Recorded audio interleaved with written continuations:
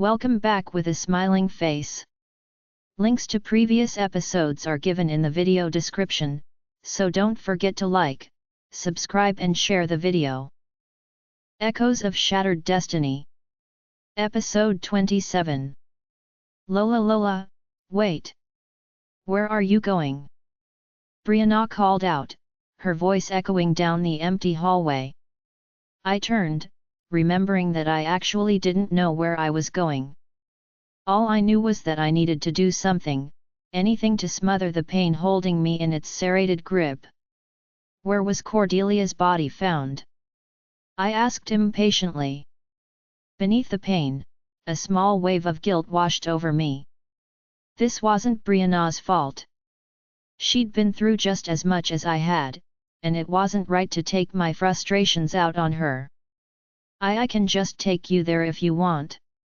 I'm meeting up with Giovanni anyway, you know, to help find Maddox.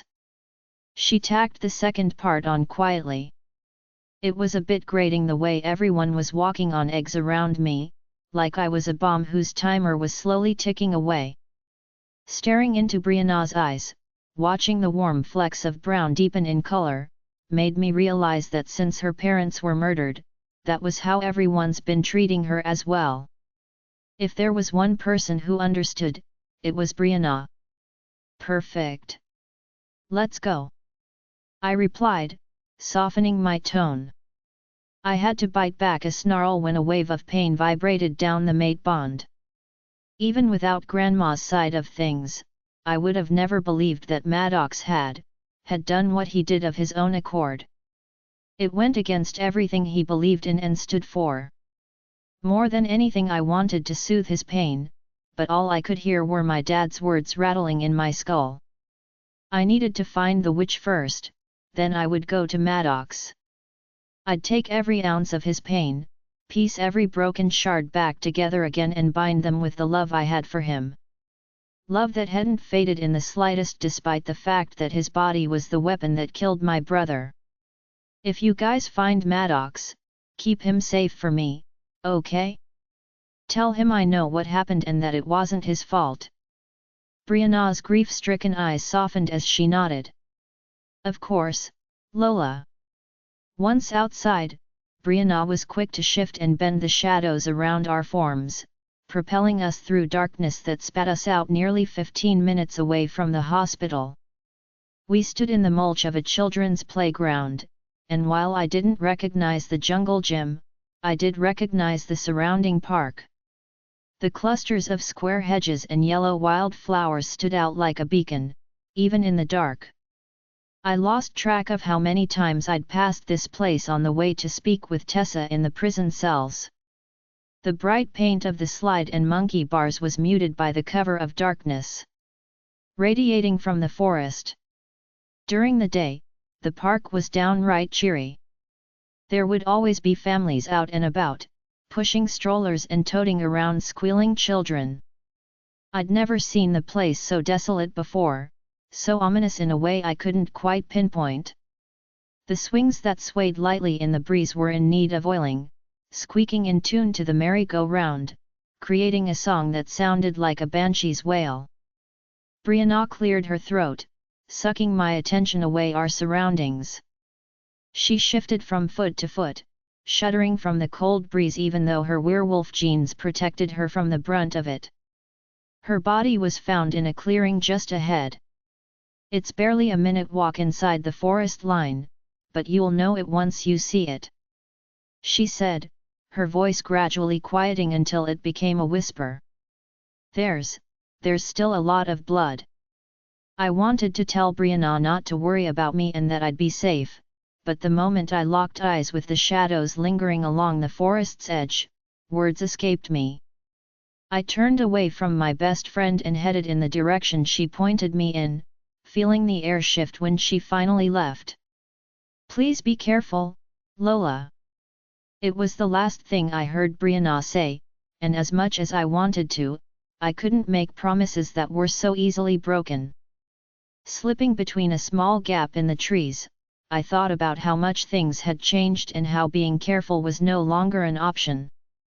The crunch of leaves beneath my feet silenced my thoughts, and with every branch I stepped on, the image of a blood-crusted femur bone would flash in my mind. I kept my eyes peeled, staring through the darkness, embracing every cell in my body that reminded me what I was, a predator. In a way, I was all but daring a witch to come out and attack me. It truly wasn't a long walk to find where Cordelia lost her life, but I had a feeling my sense of time was skewed by grief. There was a small clearing up ahead, barely large enough to fit 2 full-grown wolves.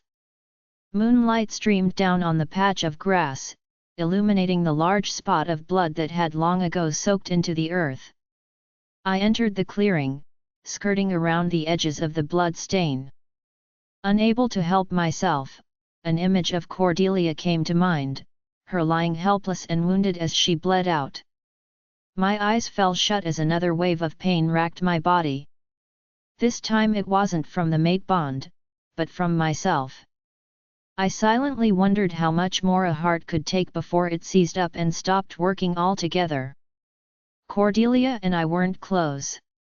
In fact, we barely had anything more than a student-teacher relationship, but she was someone I trusted, someone I looked up to and wanted good things for. There was a kindness to her, an inner light that reminded me of my grandma in so many ways. To know that this was where she died, cold and alone, only brought more pain. Your fault, Lola.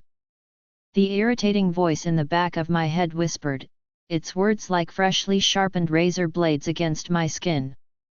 All your fault. I was seconds away from fully descending into madness by telling it to shut up when the shadows, who had been watching my every move since leaving the hospital, whispered in my ear. Over there, by the tree. The shadows hadn't spoken a word the entire trek through the forest, choosing to keep their distance even more so than usual. I had a strong inkling that they could sense how close to the edge I was, and knew that with every passing second, my foot came closer and closer to slipping.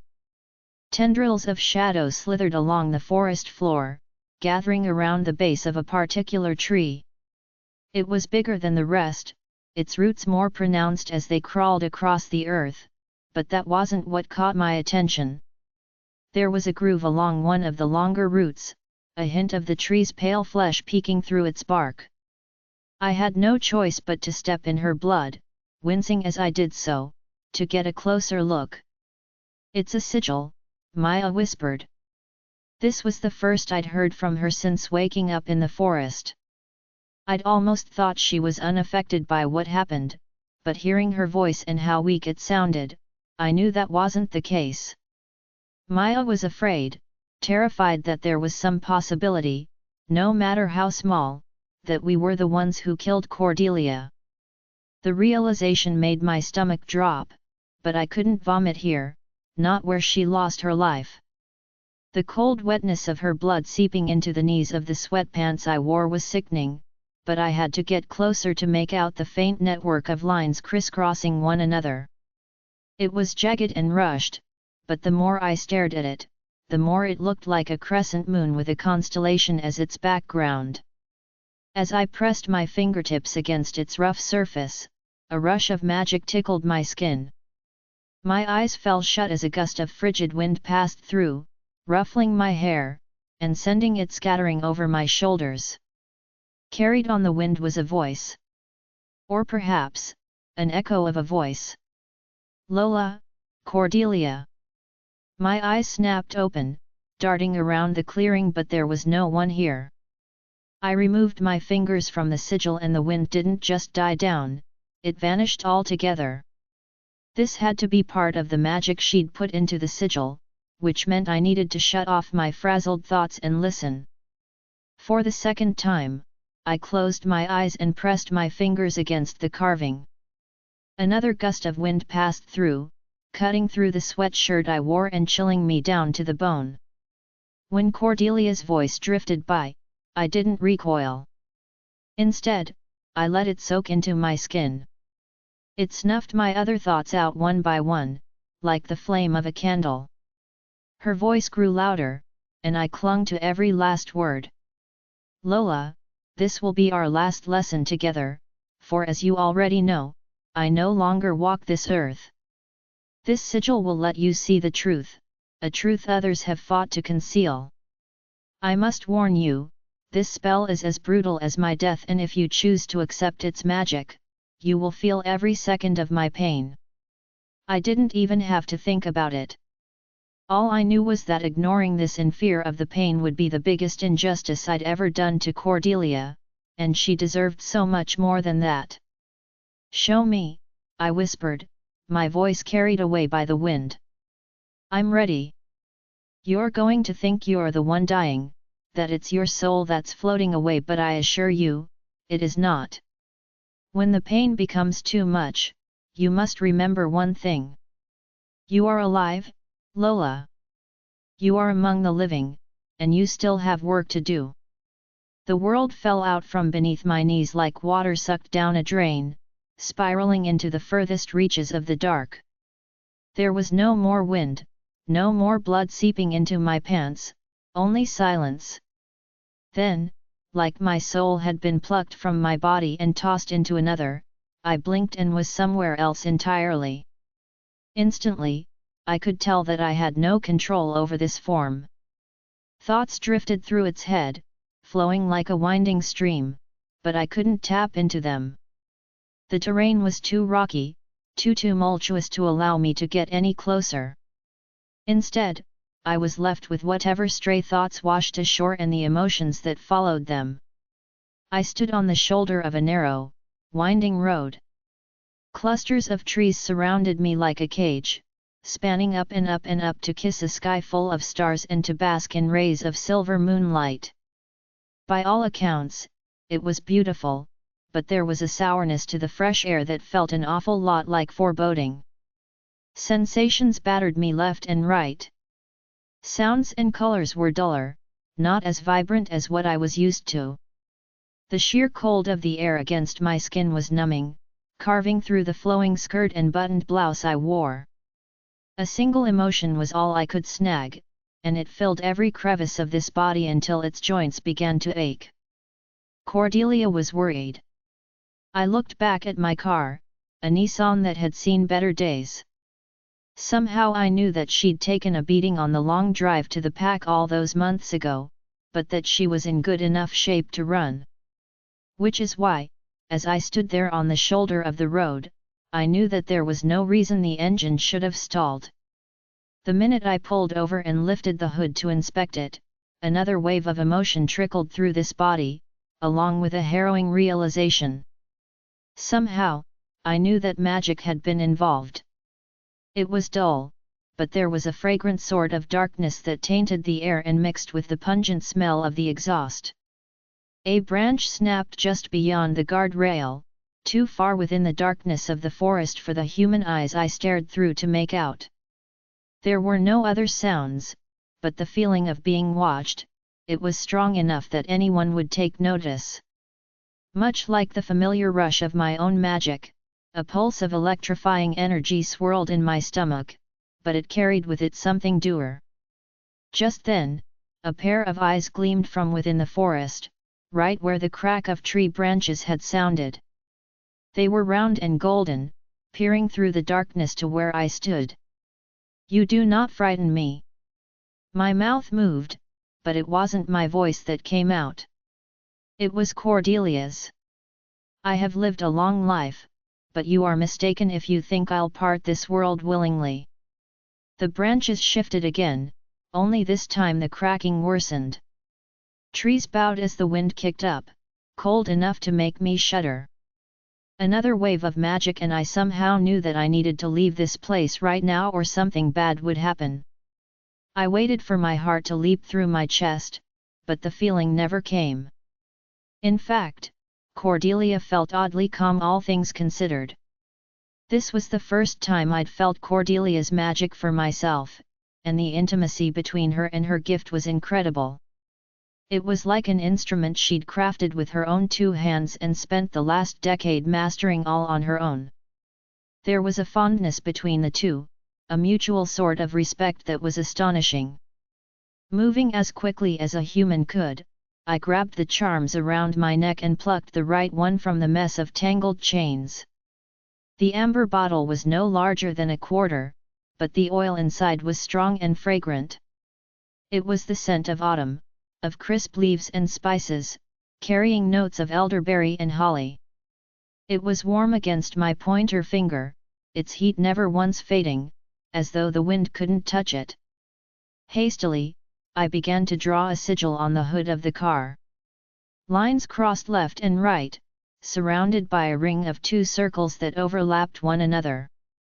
It was a sigil to banish dark magic, one that was tricky and precarious in the best of situations. Magic sparkled in the oil like specks of silver, but it wasn't as strong as it should have been. I could tell it wasn't going to last very long, which meant I needed to make the best of it. I rushed around to the driver's side of the car and hopped inside, forcing it into drive before slamming on the gas and peeling down the road. There was a sharp, electrifying tug to my stomach, and I knew I'd just narrowly missed a terrible fate. Just as I began to wonder where I was going, another thought floated to the surface of Cordelia's mind. The prison cells, that's where I needed to go. Zeke would be there along with a handful of guards. They'd believe me when I said I was being chased, they'd protect me until the threat was gone. When the car began sputtering just 10 minutes later, Cordelia let slip a curse. Where there hadn't been any visible signs of damage earlier, smoke now spewed from the car in thick waves, clouding the sky and temporarily blotting out the moon.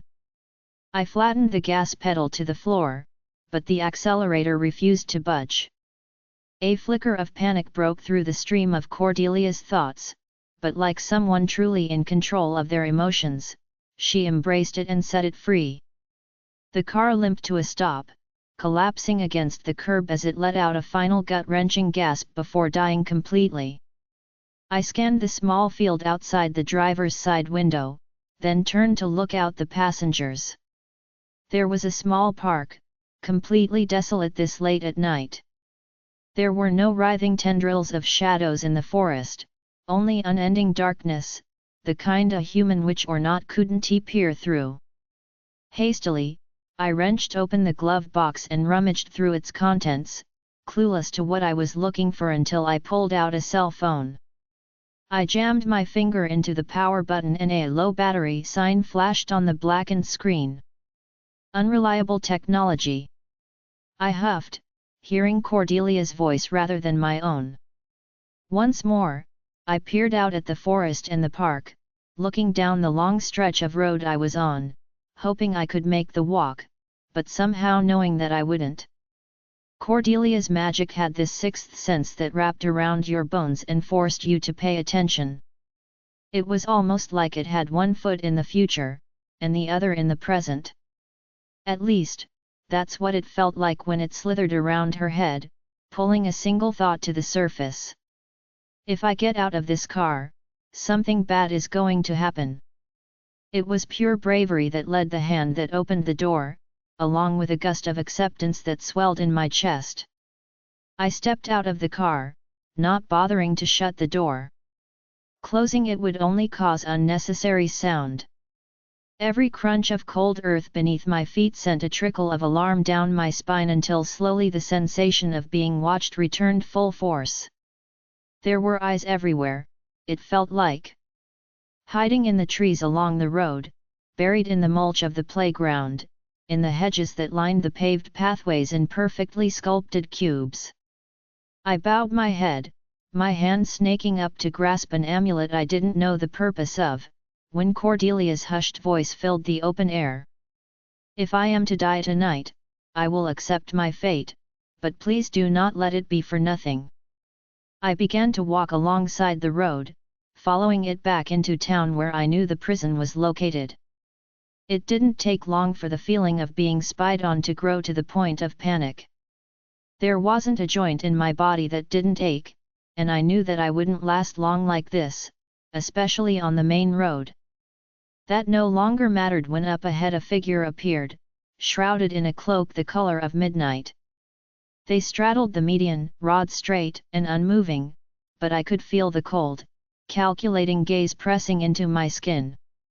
I lifted my chin, unafraid of what was to come, when a second appeared. It was a split decision floating to the surface of Cordelia's thoughts that hit me at the last minute. There was no way out of this, not in this aging body with the limited magic at its disposal, but I wasn't going to willingly walk into death's arms. My legs moved and I dashed into the forest. The stinging pain of branches lashing my face was numbed by the cold. The creeping sensation of being watched, being followed, continued to grow, slowly closing in on me like a vice I couldn't escape. I didn't make it far, but some distant part of me knew I wouldn't. My body began to tire at an unnatural rate, even for a human. Muscles began to seize, and joints ached, the pain turning my bones to lead until my body refused to respond. The ground rose up to meet me, invisible claws yanking me down as I fell. The impact knocked the air from my lungs, but as I lay on my back in this tiny clearing, I realized how beautiful it was. It took all of my concentration to breathe, forcing air into my lungs and then out, pushing past the pain for a taste of oxygen. All the while, I stared up at the sky. The stars were bright, sparkling as if they were rivaling the moon itself for the spotlight. What a beautiful place to die! A voice said, one that felt familiar in the same way a dream felt familiar. A hint of milky skin appeared from the shadows, but not nearly enough to tell who was speaking. Their face was shrouded by a heavy cloak, the shadows masking their features. The frustration that surfaced was purely my own. I thrashed in this new, unfamiliar body, angry when it refused to respond to me. The witch was so close, so unbelievably close that if I reached out, I could tear the cloak from her head without a second thought. Cordelia did no such thing. Instead, we tilted our head up, soaking in the moonlight one last time. It is a beautiful place to die, isn't it? Cordelia said, somehow mustering the strength to push us to our feet.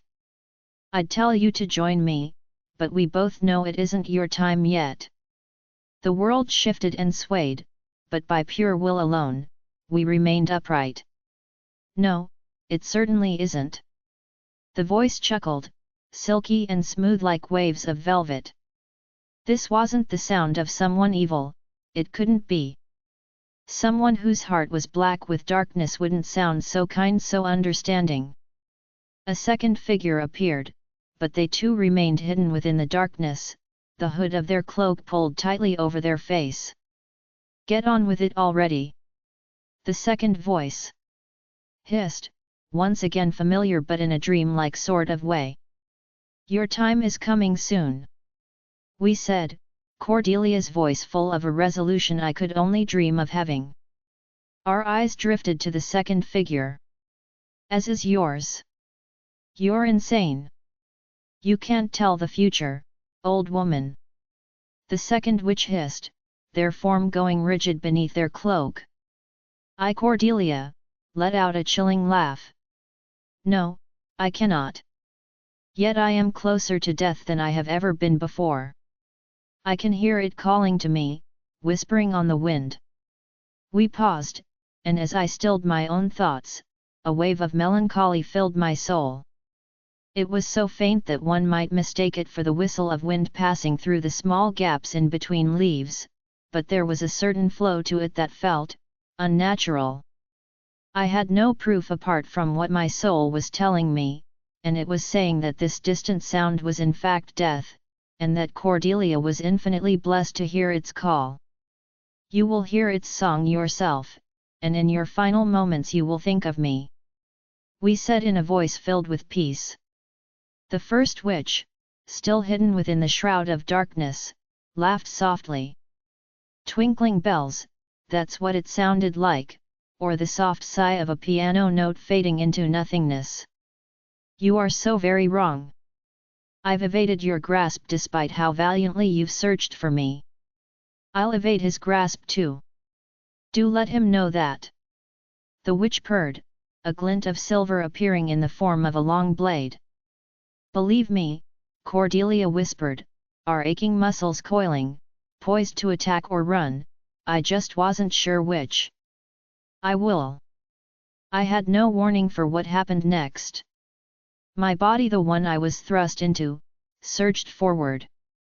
My withered hands met the coarse velvet of the first witch's cloak, and the second I made contact, I held on for dear life.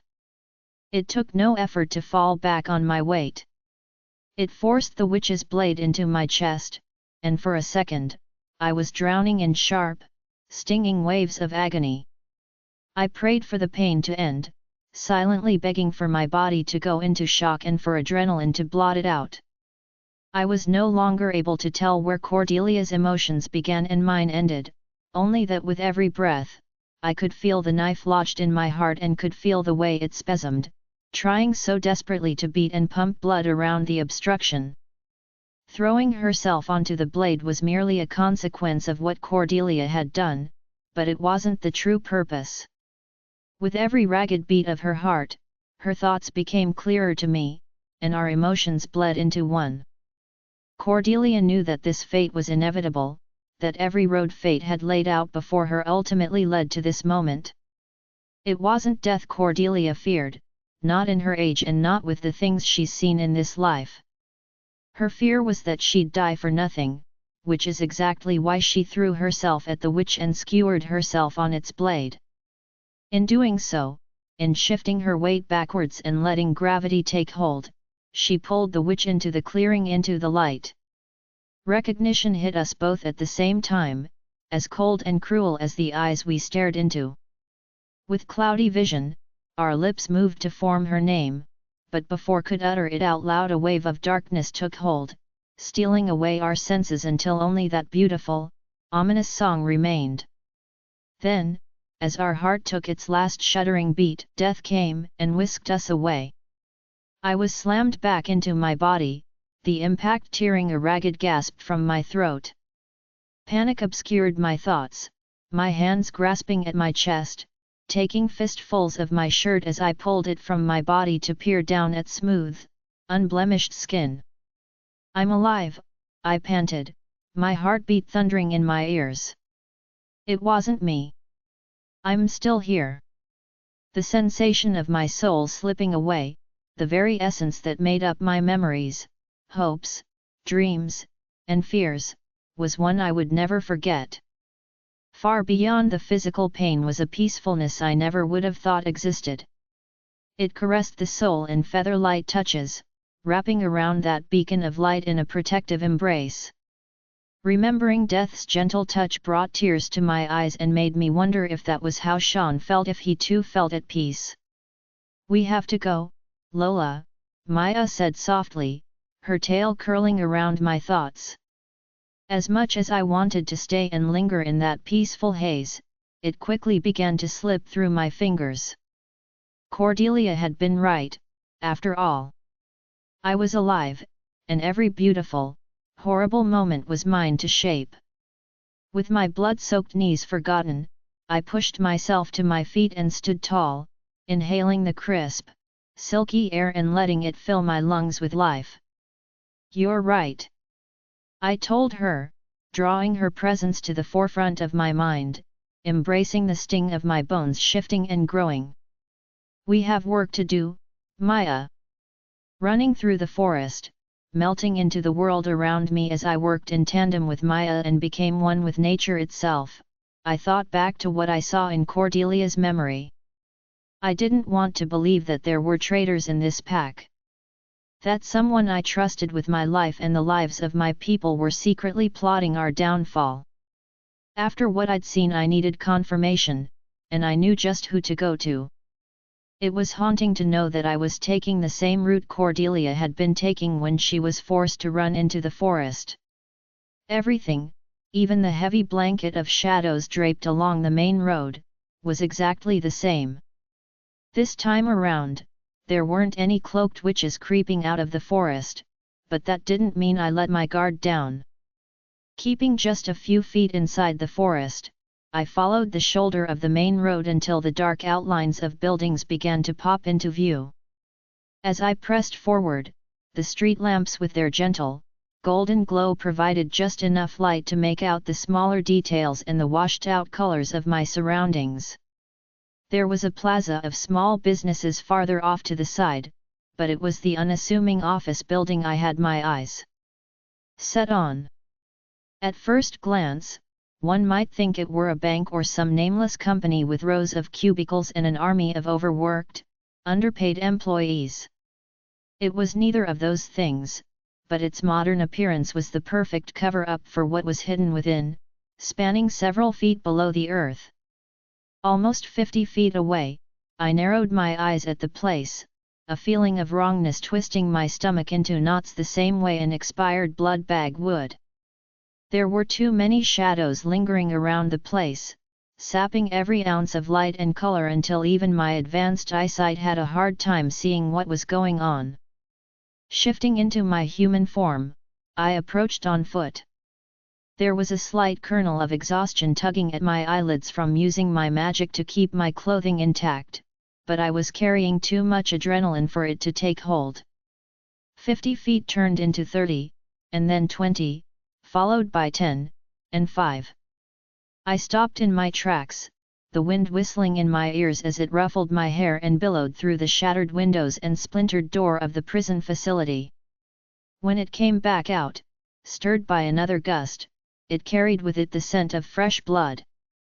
There were nearly a dozen guards keeping watch over those cells. Men and women with families, mates that they had either already met or now never would. Oh, no, Zeke had been in charge of watching over Tessa, but Holly had said herself that Zeke was out helping find Maddox. With my heart drumming out a nervous beat in my ears, I reached out to Brianna. "Tell me Zeke is with you guys right now and that he's out looking for Maddox." "I mean, he was. About 20 minutes ago he said he was going to stop by and check on Tessa, see if she knew anything about what going on," she replied instantly. Silence spanned between the two of us, and the longer I stared at the ransacked building, the heavier the feeling in my gut became. "Why did you want to know where Zeke was?" The way she asked was cautious, bordering on outright worry. I barely realized I'd closed my eyes. The darkness behind my lids was identical to that of the forest and night sky. Battling the urge to shift and tear this entire pack apart until I found the answers I was looking for, I forced myself to reply to Brianna's question. "The witches broke into prison. Tessa is gone, I can feel it. I can smell the blood from out here," I said, the crunch of my grinding teeth rumbling in the background. I'm going to sound like a coward for saying this, but I can't go in there. If Zeke's down there, I won't be able to handle finding him like that. I'm on my way to you. I'll go down there and see if there's any survivors." Brianna's voice, even thick with fear, was soothing. "Oh, and Lola, you're not a coward. I wish I could agree with you," I whispered, my throat tightening. To keep myself from succumbing to the grief and guilt battling in my brain, I latched onto something else, a partially thought-out idea that had to work. "Brianna, I'll be gone when you get here, but I'll be right back. I promise." "What? Where are you going?" "I'm going to use my magic to find Tessa. I'm going to make it lead me straight to her," I replied, closing my eyes, and falling into the space between time, where the past, present, and future came to meet.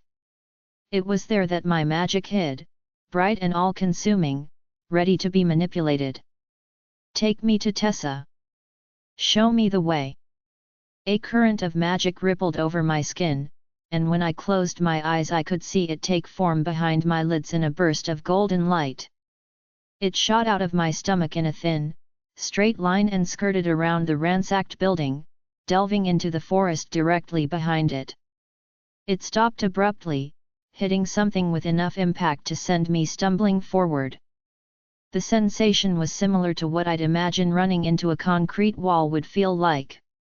Needless to say, it was an experience I could have went without. Staying in human form, I crept alongside the prison walls, pressed against the rough brick that scraped my skin. The shadows were thicker back here, given there weren't any streetlights to chase them away. Each step I took was deliberate. I avoided the dried leaves strewn across the ground like my life depended on it. Witches didn't have the luxury of heightened senses, a fact I planned to use to my advantage. It was harder to keep quiet as I slipped into the forest, parting the tangled branches of a shrub to squeeze through. I stepped only on bald patches of earth, places that were barren of grass and twigs. The silence was deafening and all too easy to notice as I concentrated on the tugging sensation in my gut. When it veered to the left, so did I. I only stopped when I heard voices. "Come on!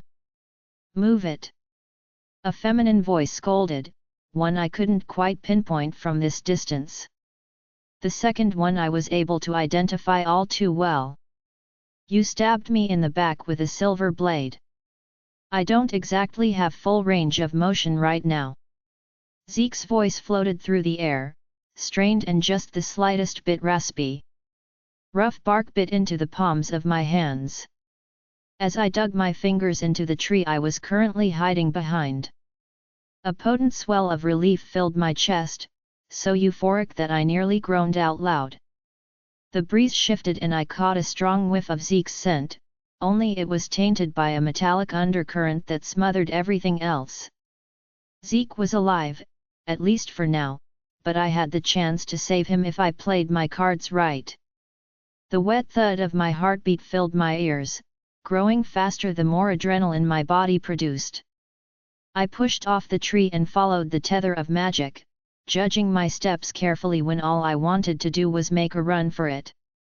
When I finally spotted them, their figures obscured by the heaviness of the darkness, I bit my lip to muffle a sigh. I needed to move faster, push myself harder before they somehow managed to slip away. My steps became less calculated, but I was gaining on them. Every so often, when one of them would pass under a moonbeam that managed to penetrate the treetops, I'd catch a flash of creamy skin and dark hair. They were coming up to a clearing. I could make out the silvery moonlight through the trees and could hear the gentle trickle of running water. If I had to guess, I'd assume it was a small stream they were approaching. Hopefully, it would delay them long enough to give me the chance to land the first attack. I counted the seconds in my head, making it to 45 when they broke through the tree line and stepped into the light. Without a doubt, the voice I'd heard was Zeke's and the woman's had to be Tessa's, but there was a third person with them. I hadn't noticed her since I didn't dare take my eyes off Tessa, but the surprise caused me to falter. I recognized that head of hair, long and silky as it swayed in the breeze. I took another step and a loud, sickening crack split the air. My stomach dropped to the floor, and as my concentration snapped, so did the tether connecting me to Tessa. It echoed louder than necessary, as if it couldn't pass up the chance to scold me. Not daring to look down at the branch beneath my foot, I threw caution to the wind and made a run for it. 3 heads whipped around as I barreled through the forest line like a wolf in a china shop. "Lola!" Zeke shouted, his hands clutched to his abdomen where the white t-shirt he wore was soaked through with blood.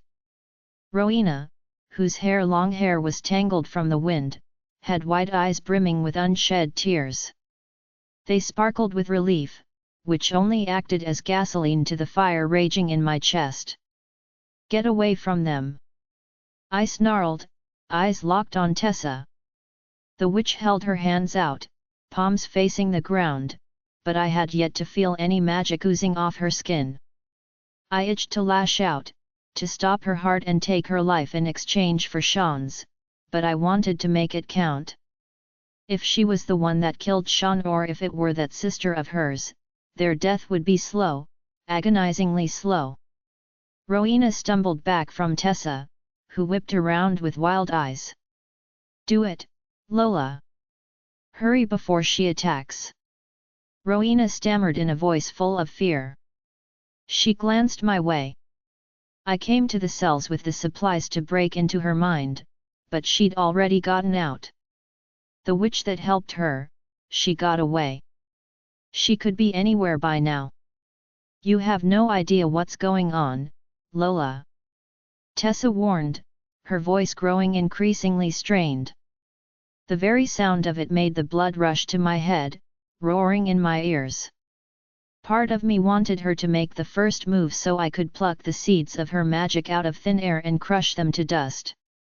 She had to know how far along I was, how much better I'd gotten at conjuring. I'd use every drop of energy to snuff her out. It was the least Sean deserved. "Lola, listen to me." Zeke's face was uncomfortably pale, his voice tight with pain. His words were cut short by Rowena crying out a second time. "Lola, stop her! Can't you feel her working her magic?" she stammered. If it wasn't for Zeke, I had no doubt that I would have blindly lashed out and snapped Tessa's spine in two. There was something off about him, and I wasn't talking about the blade lodged in his back, so long that the tip of it protruded from his stomach. He was standing closer to Tessa, hovering in a way that felt almost protective. I knew Zeke. Sure, he was loyal without fault, but not to those who didn't deserve it. If he thought Tessa deserved it, then there was definitely more to the story.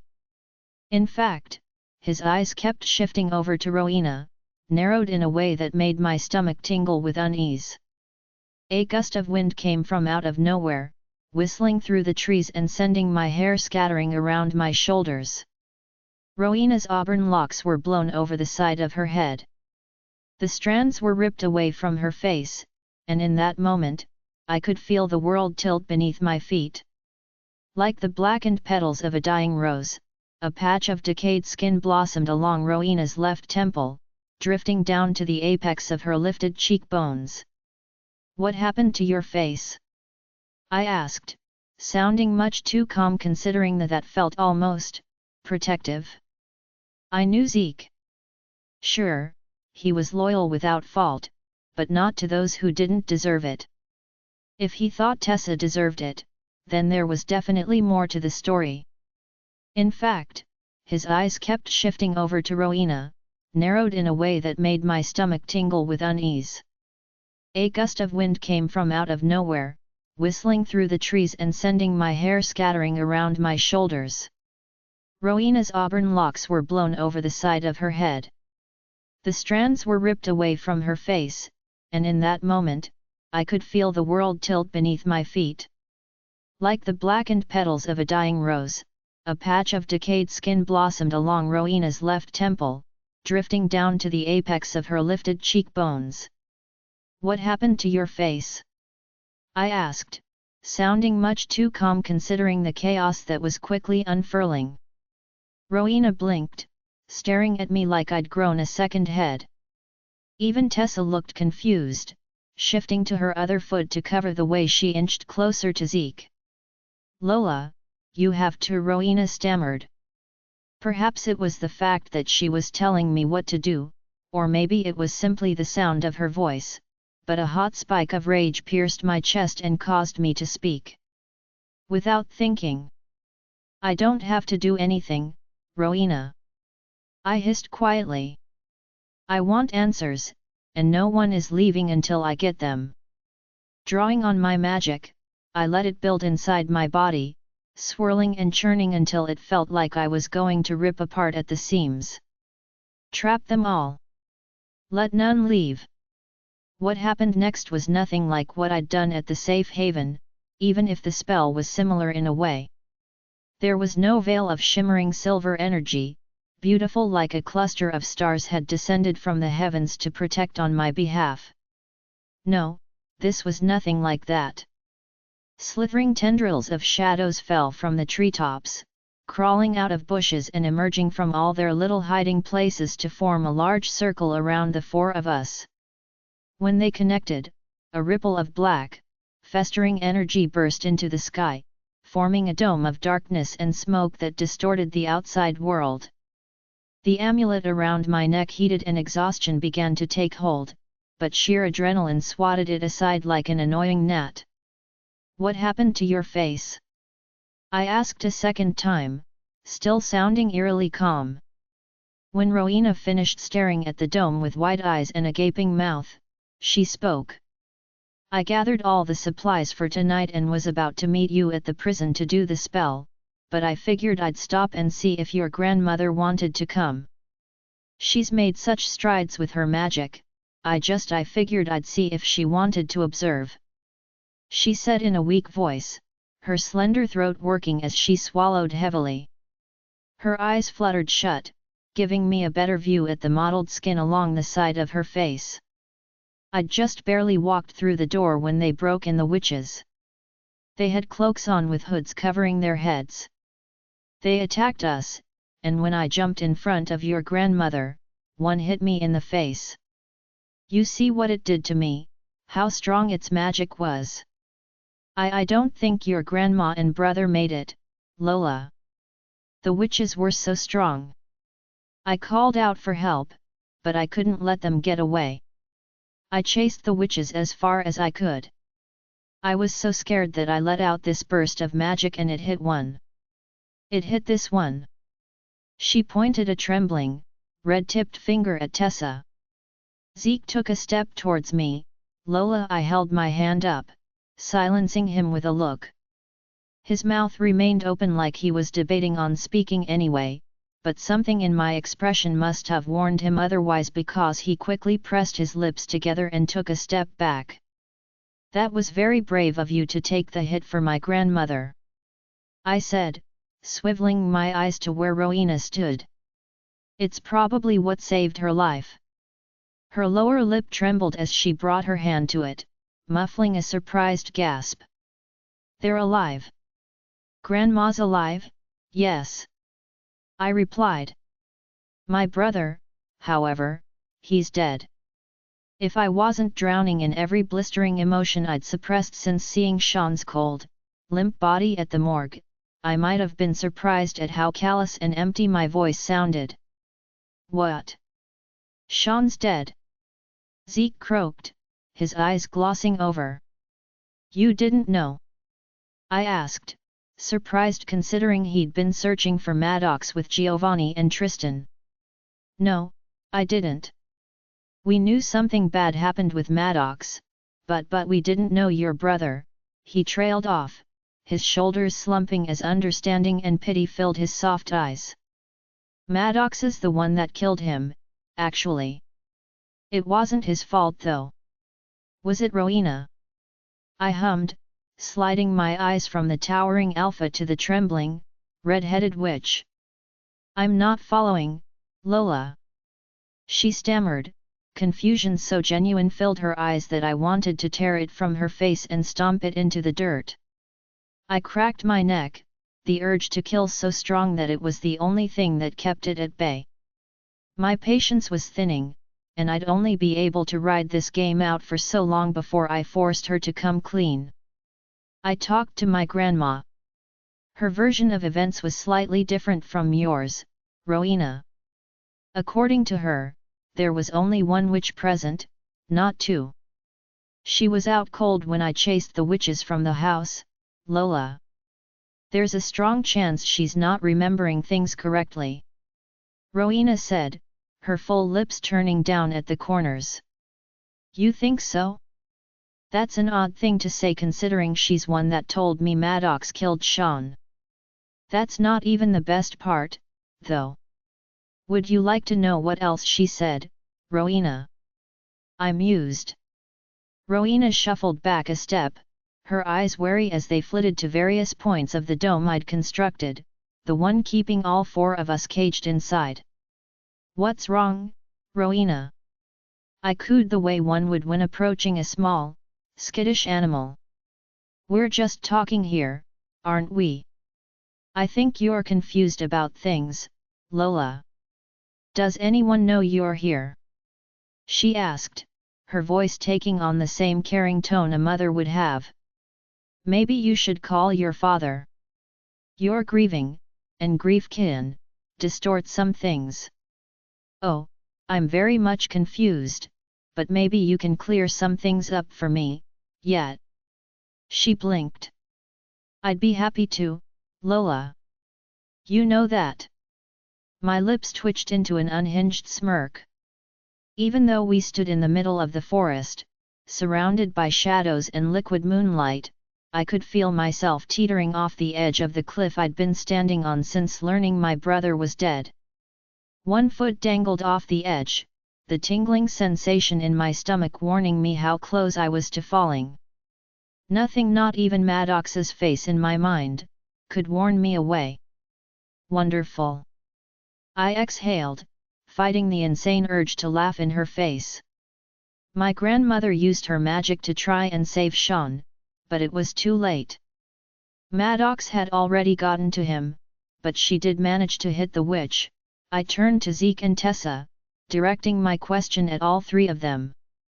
Can anyone guess where she hit her?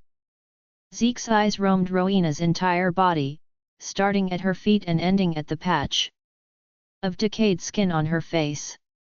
His spine went ramrod straight and all traces of pain vanished from his expression when a look of pure murder took hold. Her face.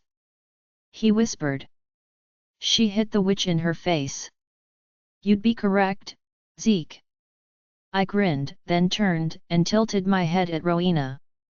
What exactly did you say happened to your face again? You can't actually be serious. She laughed nervously, eyes darting between the three of us. The witch that attacked us hit me, obviously. What are you trying to say, Lola? I took a step towards her, my fingers twitching from sheer anticipation. The mossy tones in her eyes were bright. I memorized each one, taking in their shape and the way the moonlight hit them, memorizing every aspect of my brother's murderer. Tasting the sheer extent of my rage and agony, the remaining shadows began to squirm, their whispers filling the clearing. Magical blood. We want to Ain't. Kill her, master. Feed us, you know exactly what I'm trying to say. In one fell swoop, every ounce of diluted innocence dropped from her face, so flimsy and half-assed that I wondered how I'd ever been fooled in the first place. With steady hands, she wiped the smeared eyeliner and mascara from her cheeks. Her eyes narrowed much like a feline, her ruby red lips curling into a smile that could only be described as cruel yet sensuous. She held her hands out at her sides, palms facing upwards. You caught me, she said, oozing fake disappointment. Her laugh was throaty and triumphant. It sure took you long enough. Tessa and Zeke ceased to exist as my vision tunneled, completely centered on Rowena's prideful expression. You killed my brother. I barely recognized my own voice. The savageness in it was foreign to my ears, a quality I'd only ever seen Maddox possess. I never thought I was capable of blind hatred, the kind that devours everything good about a person until all that's left inside of them is blackness, but I'd been wrong. I hated Rowena. I hated her with every fiber of my being, with every breath I took and with every beat that shuddered my broken heart. The edge was so close that my skin began to tingle with the familiar sensation of falling, but I didn't lose my balance until Rowena opened her mouth and spoke. Well, technically your mate did that, darling. We did need another sacrifice, after all. She rolled her eyes, inspecting her nails, completely oblivious that these were the final moments of her pathetic life.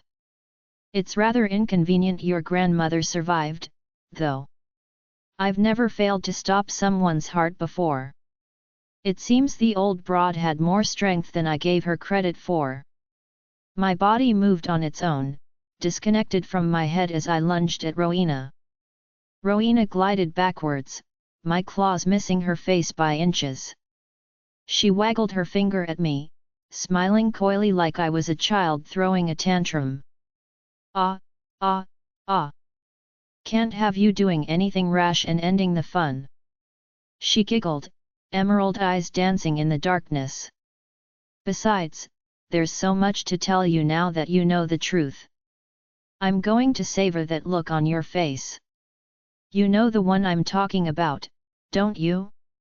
When you realize how royally you messed up, and that every problem you and your pack have faced has all led back to you. 1 second I'd been drowning in rage, and the next I was struggling to breathe. A phantom hand clamped down on my throat, squeezing every drop of air from my lungs. I couldn't gasp, couldn't make a sound as I clawed at the nothingness choking me out. Don't even think about it. Rowena hissed at Tessa and Zeke. I'll kill her right now if either of you take so much as a step. Don't think for a second that the blood witch can't reanimate her corpse. I didn't look at either of them, especially Zeke. I didn't want to see my friend, an alpha whose strength nearly matched Maddox's, mourning my death with his eyes. The phantom grip on my throat loosened, but only barely. I gasped loudly, sucking in just a pinch of air before it clamped back down again. So, Lola. Do you remember that story I told you about my childhood? The one with the little witch next door that taught me everything I knew. Rowena hummed, not bothering to wait for my response since it wasn't coming. You see, I never mentioned why she left. I woke up one morning to find that her family had moved away. As it turns out, they were running from something, from an alpha the mother murdered many years ago. That little girl I was friends with, Freya was her name, not only was she his daughter, but she also grew up to be the most powerful blood witch our kind has ever seen. Freya, half-sister to my dad's mate, Flora. Her grin brightened at the horror and fury on my face. She was soaking this up, every drop. It's why she kept loosening her hold, allowing me the smallest bit of oxygen before clamping down once more. That's right, Lola. The blood witch taught me how to harness the darkest parts of my magic. You think any other natural would dare stop someone's heart? Bah, they all fear their power. On the other hand, I bask in it. She exclaimed, her head tilted back, and eyes closed as she breathed in deeply. Her eyes met my own once more, and in them I saw fragrant disappointment. If only you had such vision, Lola. You could have stopped all of this before it ever started. Oh, well. You'll lose consciousness soon, and when you wake up, you'll get to meet Freya for yourself. She was right in more ways than one. The hand around my throat tightened hard enough to bruise. Panic flared to life when the first of many dark splotches filled my vision. My thoughts lost their sharp edge, dulling like the blade of a knife. In a last-ditch effort for control, I scrambled to grab hold of my magic, but it felt like I was caught in a spider's web. Every move I made only tangled me further. When I felt that familiar jolt of electricity, I would have cried out with relief had I any air in my lungs. Get her off of me! The phantom hand cutting off my air supply and squeezing the life from my body twitched.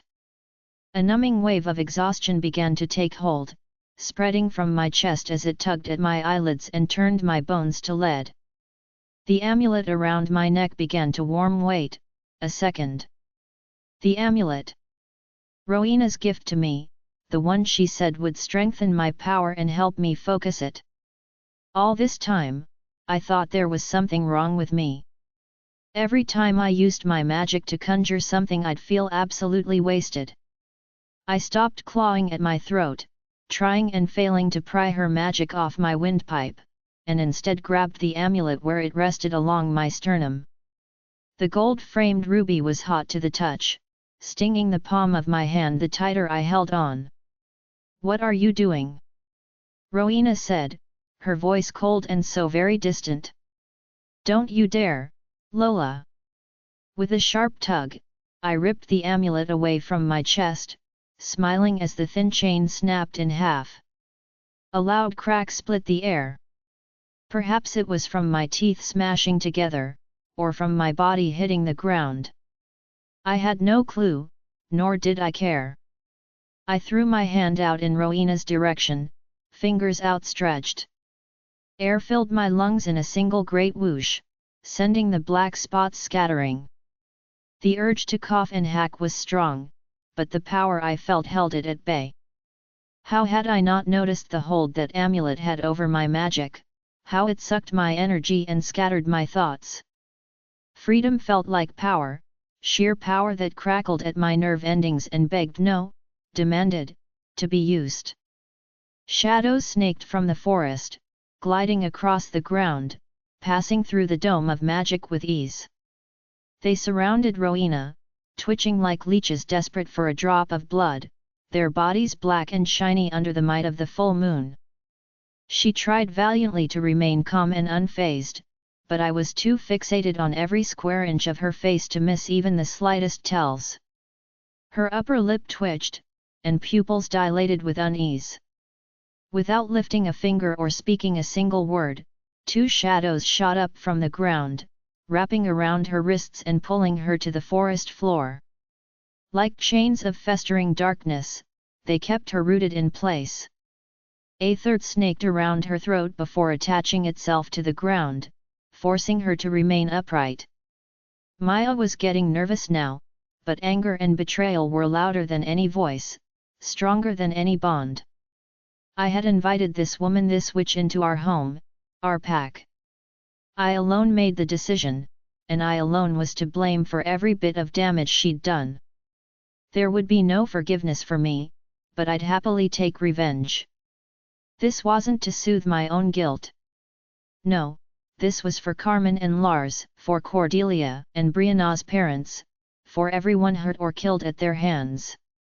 This was for Maddox, the weapon they used to kill not one, but 3 werewolves. I didn't need Rowena to confirm what I already knew. The pieces had clicked together the moment Brianna told me it was Maddox that had killed Sean.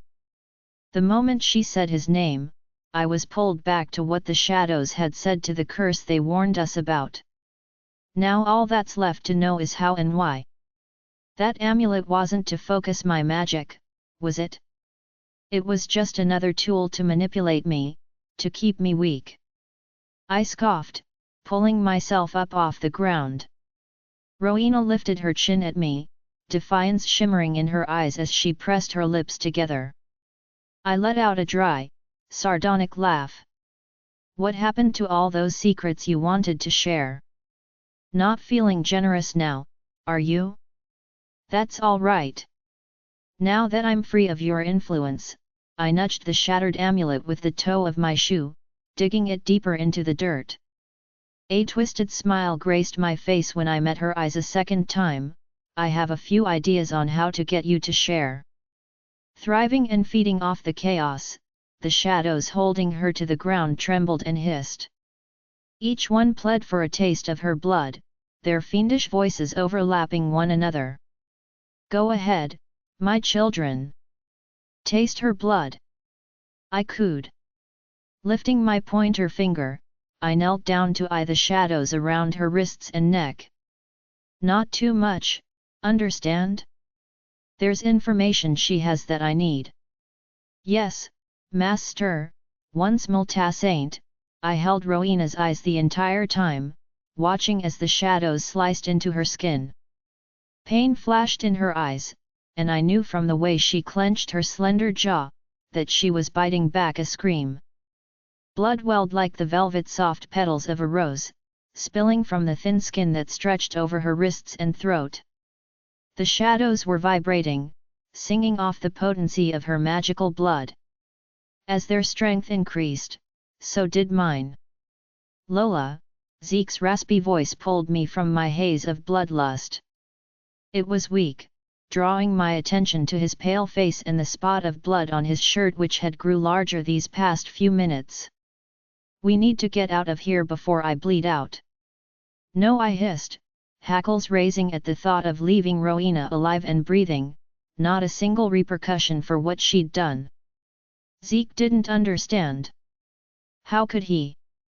It wasn't his brother, someone he grew up with, someone he both loved and hated on the best and worst days. No, I couldn't leave. My head snapped over to the elemental witch at his side, the one currently supporting half of his weight. Her affinity was earth. From what I'd seen, her magic was very much physical, but there was still a chance my hunch could be right. Everything, whether it be human, werewolf, vampire, or witch, came from the earth. Tessa, this is your one chance to make a difference. Which side are you on? I asked her. Through the rage, the guilt, and the pain, I tried to show her with my eyes that this was what she was meant for. The man at her side, who couldn't help but look longingly at her when she wasn't paying attention, was her future. She didn't have to be a nameless, faceless minion in a war where millions would die. She, Tessa, Luna to Zeke's pack, could change things all on her own. Tessa looked on at Rowena, the two of them locked in a stare that felt almost like a conversation. She squared her shoulders and said, I'm on the side of life. Even chalk-white and swaying on 2 feet, Zeke managed a look of utter surprise. Tessa's slender eyebrows fell into a grimace, and a subtle blush stained her face. From the way she avoided his gaze at all costs, I knew things were far from perfect between the two, but it was a start. Tessa was no longer against us, so long as I held up my end and kept my word that witches would have a place in the world, one where they didn't have to hide in the shadows. Can you heal him? I asked her, nodding in Zeke's direction. I think so, but I might need some help. I've only ever mended small wounds, nothing like this. Plus, his weakness to silver is going to stunt things. Tessa replied, peeling up the bottom half of Zeke's shirt. When she made it to his back, where the gem-encrusted hilt jutted out a few inches from his spine, she winced. I'm going to have to pull it out. It's going to hurt. Do it. Zeke grunted, sinking to his knees to brace his hands in the dirt. On 3, Tessa murmured, gingerly wrapping her hands around the hilt. She took a deep, shuddering breath. 1, 2, without warning, she pulled. Zeke's eyes flashed silver, his wolf threatening to emerge the second the blade slid from his back, and he let out a harrowing snarl. Now, Lola! Funnel your magic into me! Tessa urged, flattening her hands on Zeke's back, right over top of the wound. I did as she said and had to close my eyes halfway through to bask in how good it felt. A single thought and my magic flared to life like an obedient pet. It followed my every whim much like a dog would, only its sheer strength reminded me more of a fire-breathing dragon.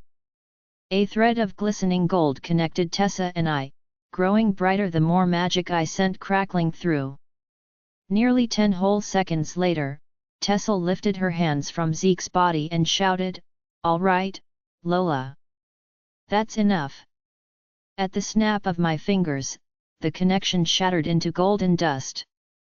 Too much? I questioned, tilting my head. Zeke stood, pulling his t-shirt off to hand to Tessa. She wiped her hands on the clean parts of the fabric, then shuddered. It was intense, almost like drowning. She said breathlessly, looking at me in a way I wasn't sure I liked. Is it like that all the time? No, not until I took off the amulet. You are a traitor, Tessa. Just as I predicted. If only you had Ember's strength.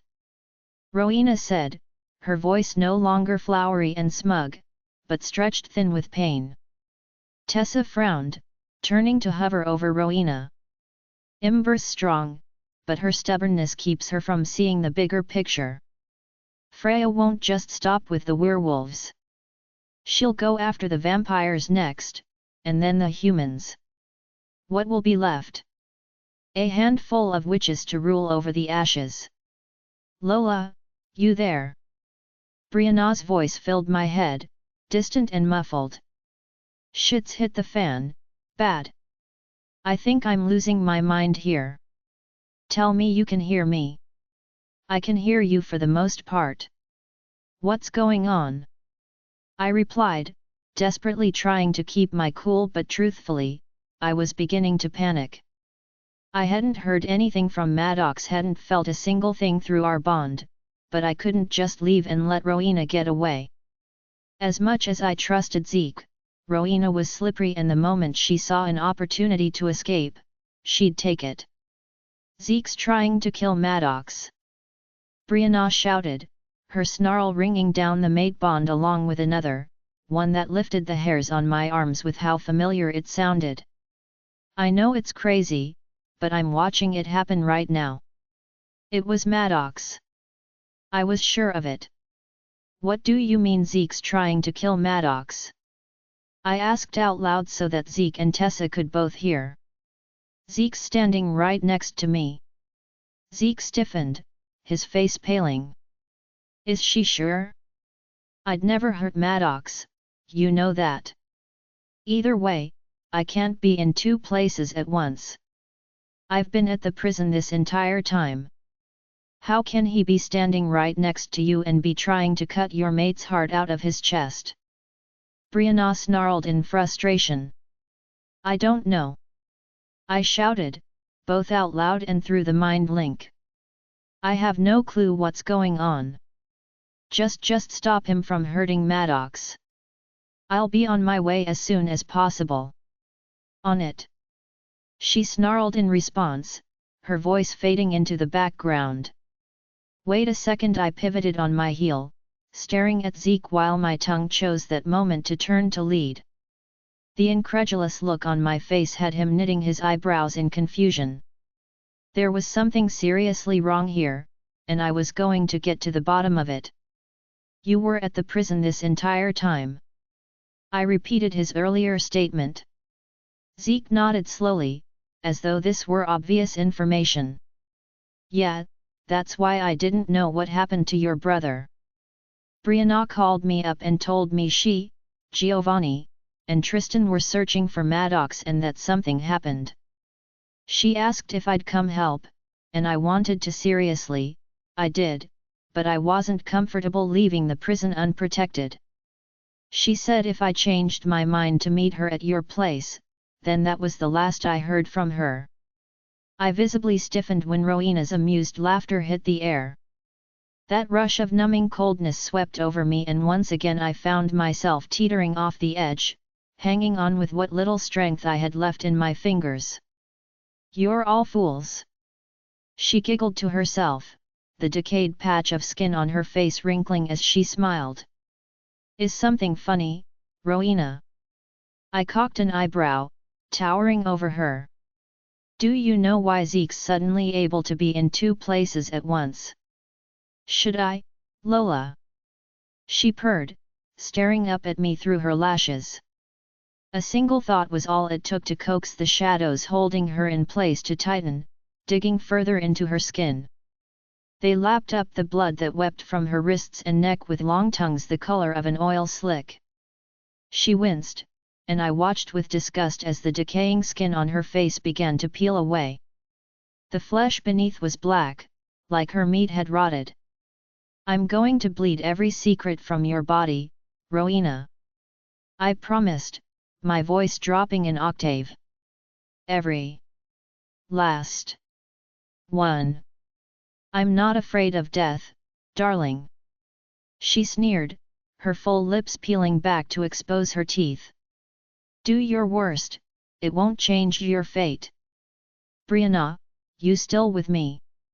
I called out to my best friend, holding tightly to the mind link between us. She panted, Yep, still here. Don't know what's wrong with Zeke, but he's stabbed me with a silver blade and everything. It's weird, once Maddox started fighting back, he was quick to take off. He got away. I asked, cursing silently. I don't think that was Zeke, Brianna. You said that Zeke claimed he needed to go back and check on Tessa. Well, this Zeke is telling me he never left the prison to begin with. He didn't even know Sean was dead or that Maddox killed him. What? How's that possible? He literally met me at your place, Lola. That's where I told him what happened. We went looking for Maddox together. Brianna said, just as confused as I. The longer I stared at the sharp corners of Rowena's smug grin, the more my stomach twisted itself into knots. We still don't know who the second witch is, I trailed off. She could be anywhere. Or anyone. Rowena hummed, a wicked glint in her eyes. Brianna's voice unfurled in my head. Lola? Hello? You can't just bail after saying that. We need to figure this out. Where are you guys? Maddox and I are on our way. The Zeke you were with was the second witch, I'm sure of it. I informed her, tasting her shock as it vibrated down the mind link. We're in the forest, not far from the prison, actually. The mere mention of Maddox had my heart hammering, but I couldn't to linger on the thought of my mate. Maddox filled me with a strength I never knew, but he also knew how to calm my inner storm, and that was the last thing I needed. Rage and pain would get me answers, not bravery and mercy. It definitely fits, but how can you be sure? Shape-shifting doesn't exactly seem like a common type of magic, you know? Wait, you said the second witch, which implies you know who the first one is. Brianna trailed off, her words tight with worry. Lola, are you with one of the witches now? I lowered my eyes to Rowena, my expression blank while hers was positively gleeful. Yes.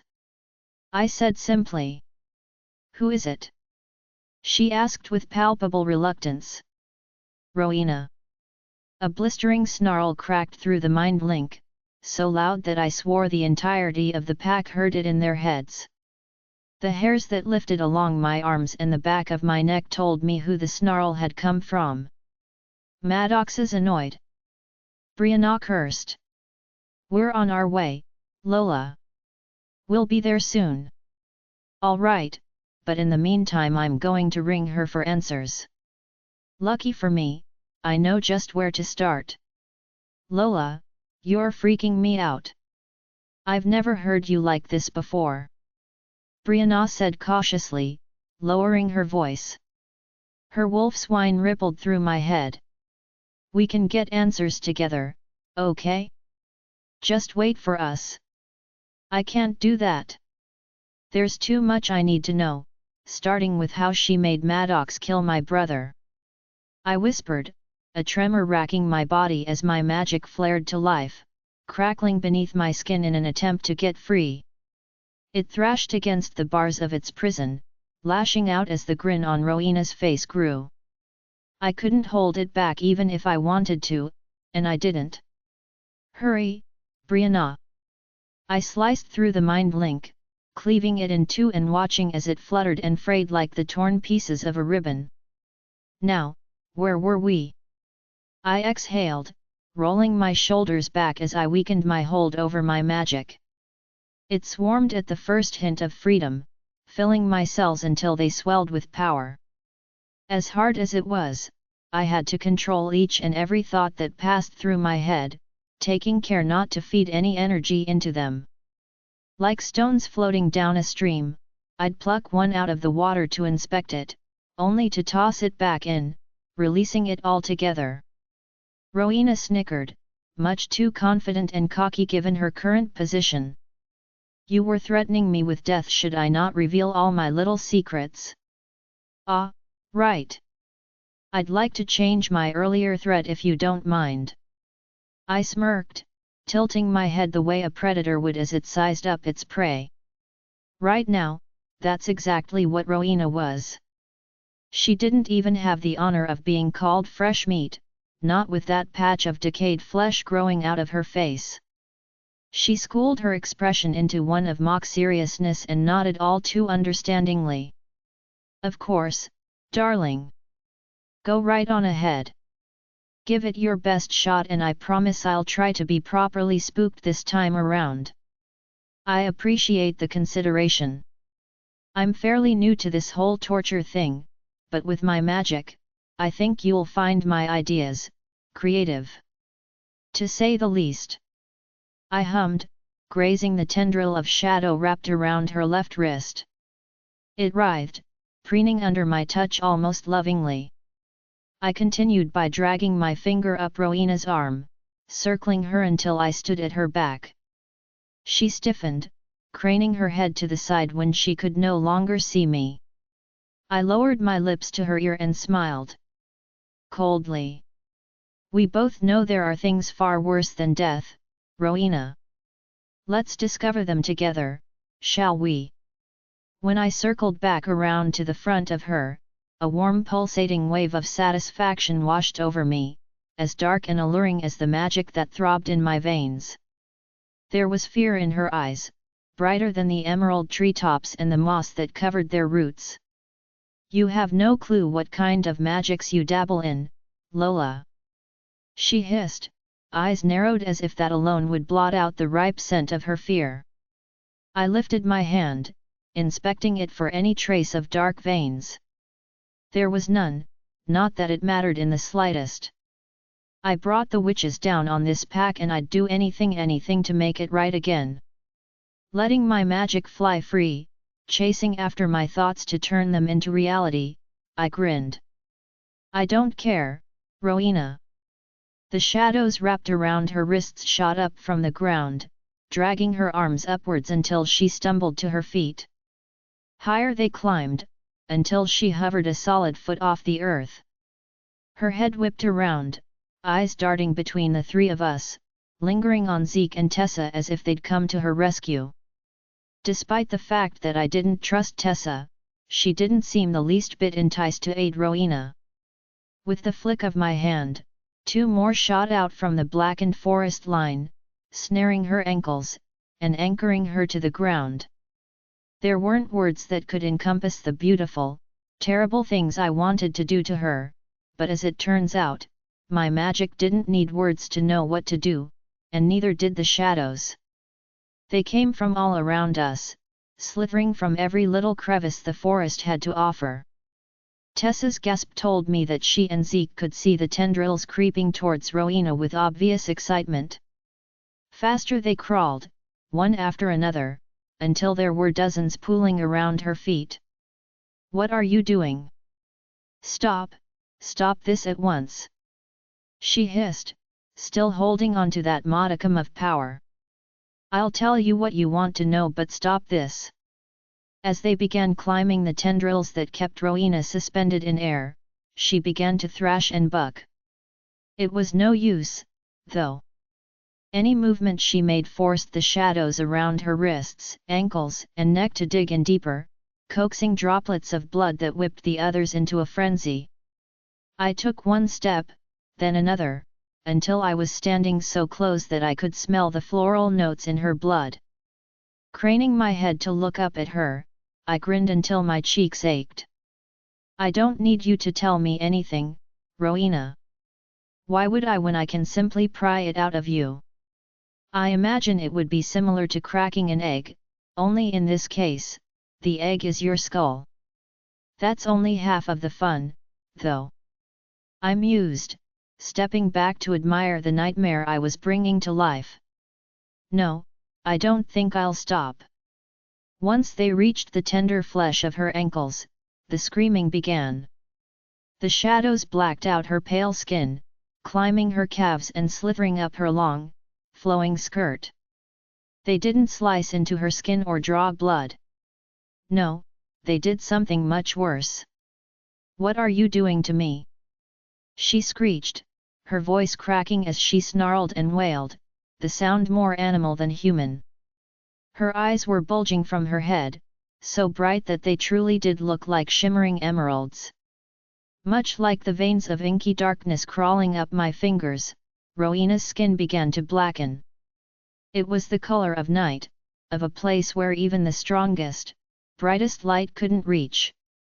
With how many were swarming her body, crawling up it like a nest of fire ants, it was hard to see how they seeped into her skin, how they slowly began to turn her into one of them.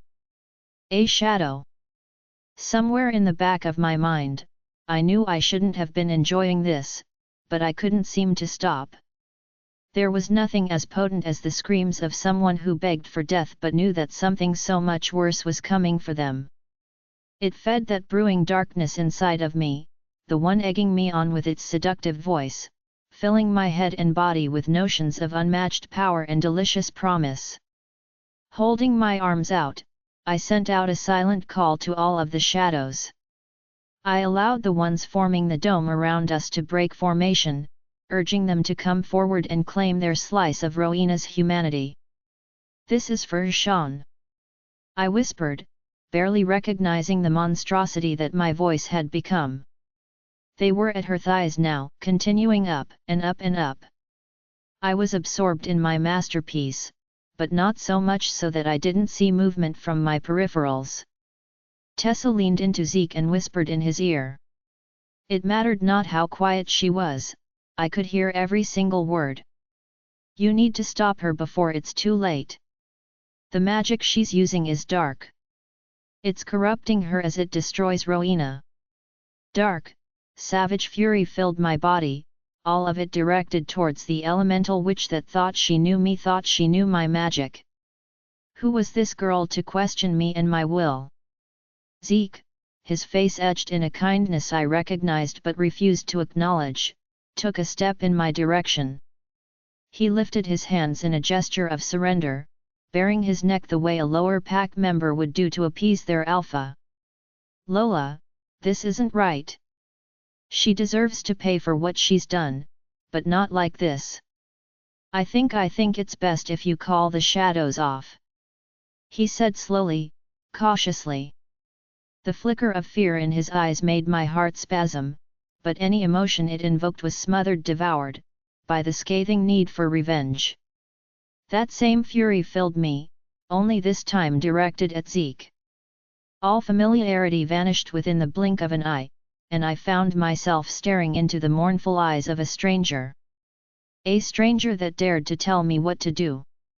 "No," I hissed, my voice deeper and darker than it had ever been. "Sean wouldn't want this, Lola," he urged, eyes broken and pleading. Tessa clung to his side, both holding him back and urging him to talk me down from the ledge they both thought I stood on. If only they could see there was no longer any ledge. I was free-falling, tumbling through the air at 1,000 miles per hour. My breath ripped from my lungs, my hair yanked back from my face. There was no cliff because I had already fallen. Quiet. I didn't recognize my voice as it left my lips or the wave of magic I hurled at both Zeke and Tessa. Their mouths hung open, moving as they formed words, yet no sound came out. Tessa clapped a hand over her mouth, staring wide-eyed up at Zeke. I closed my eyes, trying so hard to hold on to the last shred of humanity I had, but all I could see behind my eyelids was Sean's pale, bloodless face. "Please, do not make me hurt you," I begged the two of them, begged them with everything I had left. The dark spiderweb veins now crawled up my hands, staining my wrists with their poisonous glow. Rowena continued to thrash like she was being electrocuted, and I continued to watch. They had reached her hips and were gaining in speed. When they reached her mind, I'd let them shatter it, cracking it open to let her secrets, fears, and desires spill out. They, along with her human body, would fade into nothingness, replaced by pure, unending shadows. I was so lost that I didn't feel the bond between my mate and me. If I had, then I might have noticed the chill that slid down my spine and the butterfly that grew wings and took off in my chest. Even his scent was lost to me, carried away by the wind and swallowed by the forest. Lola. One word and my head snapped up, craning to face where the deep, melodious voice had come from. The dark, festering thing taking over my soul crooned at the sight of him. Mine. Mine. Mine. The people standing by his side didn't matter. They were faceless, invisible when standing next to him. His eyes glowed like bars of pure gold, eyes ripped open and bearing every broken, shredded piece of his soul. With messy hair and a body of rippling muscles covered in a lifetime of scars, my mate stood tall. He didn't look at Rowena, didn't admire the craftsmanship of my work. The claws embedded in my soul tried to pull my attention away from him, but he was so beautifully broken that I couldn't help but stare. Maddox, I said in a voice that wasn't completely my own. Baby, come here. Come back to me. His voice was honey, thick and sweet in all the right ways.